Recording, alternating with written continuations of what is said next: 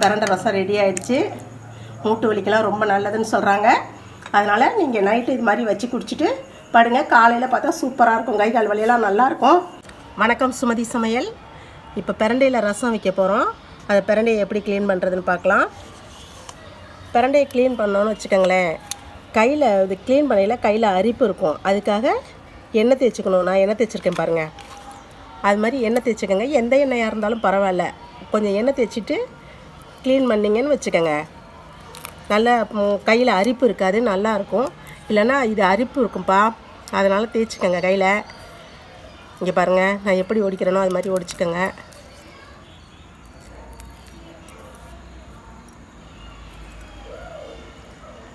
பாருங்களேன், இது மாதிரி ஒடிச்சு வச்சுக்கணும். ரசத்துக்கு பிரண்டையை க்ளீன் பண்ணி எடுத்துகிட்டு வந்துட்டோம்ப்பா. இதை கொஞ்சம் எண்ணெய் ஊற்றி வணக்கிக்கலாம். அந்த அரிப்பு இல்லாமல் இருக்கும் எண்ணெயில் வணக்கிட்டோம்னா. அதனால் நல்லெண்ணெய் கொஞ்சம் ஊற்றுறேன்.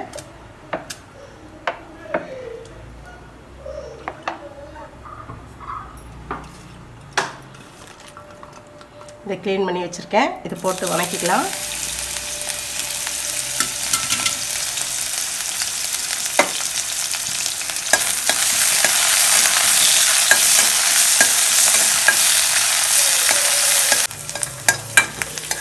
இதை வணக்கியாச்சுப்பா.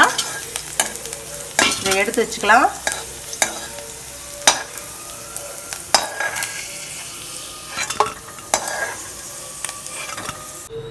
ரசத்துக்கு மசாலா அரைச்சிக்கலாம்ப்பா. இது ஒரு மிளகாய், மல்லி கொஞ்சம், அவங்கவுங்க எவ்வளோ ரசம் வைக்கிறீங்களோ அதுக்கு தகுந்த மாதிரி மல்லி போட்டுக்கோங்க. எல்லா ஐட்டமே அதே மாதிரி தான். மிளகு, ஜீரகம் கொஞ்சம், பூண்டு கொஞ்சம், இதெல்லாம் போட்டு ஒரு இதாக அரைச்சிக்கலாம்ப்பா. இந்த பிரண்டையும் அதோட போட்டுக்கலாம். போட்டு ஒரு இதாக அரைச்சிட்டு வந்துடுறேன். இந்த மிளகு ஜீரகம்லாம் அப்படி 1-2 அரைச்சிக்கோங்கப்பா. ரொம்ப நைஸாக அரைக்க வேண்டாம். இது மாதிரி அரைச்சா போதும்.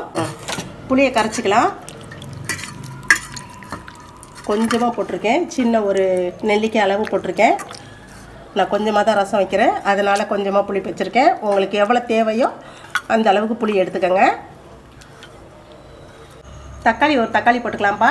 இதையும் நல்லா பிசைஞ்சு விட்டுக்கலாம் அந்த தண்ணியிலே, புளி தண்ணியிலேயே. பிரண்டை வறுக்க எண்ணெய் வச்சுருந்தாலப்பா, அந்த எண்ணெயே போதும், ரொம்ப எண்ணெய் தேவையில்ல.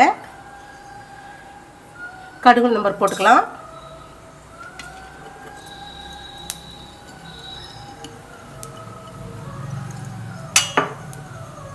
நான் கறி வடகம் கொஞ்சம் வச்சுருக்கேன், அது கொஞ்சம் போட்டுக்கலாம். ரொம்ப போட வேண்டாம், கசப்படிக்கும்.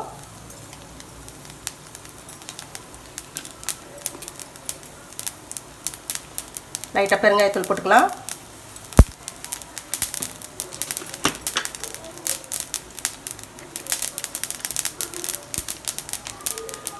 வெந்தய பவுடர் கொஞ்சம் போட்டுக்கலாம்.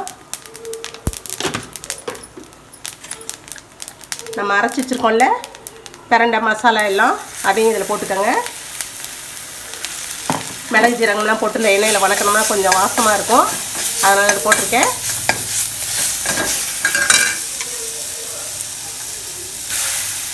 தக்காளியும் போட்டுக்கோங்க.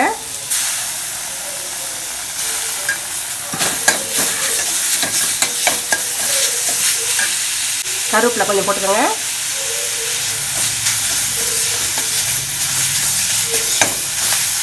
போதுப்பா, வணக்கினது போதும். ரசம் கூட்டி வச்சுக்கலாம். புளி கரைச்சின தண்ணி ஊற்றுறேன்.